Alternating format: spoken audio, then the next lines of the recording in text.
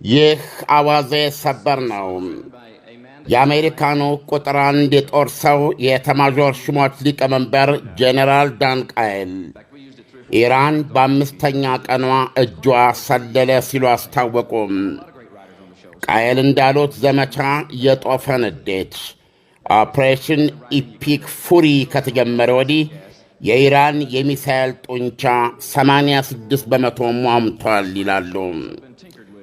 ቃየል ካለቃቸው መከላከያ ሚኒስትር ሄክሴት ጎን ቆመው በሰጡት ጋዜጣዊ መግለጫ ሲናገሩም የኢራን ቦሊስቲክ ሚሳኤሎች ተኩስ የጦርነቱ የመጀመሪያ ቀን እሩምታ ጋር አሁን ሲነጻጸር 86 በመቶ ቀንሶ ሳስቷል። ባለፈው 24 ሰዓት ብቻ እንኳ ሲታይ በትናንትና በዛሬ መካከል ማለታቸው ነው። እምቀቱ ጋሽቦ 23 በመቶ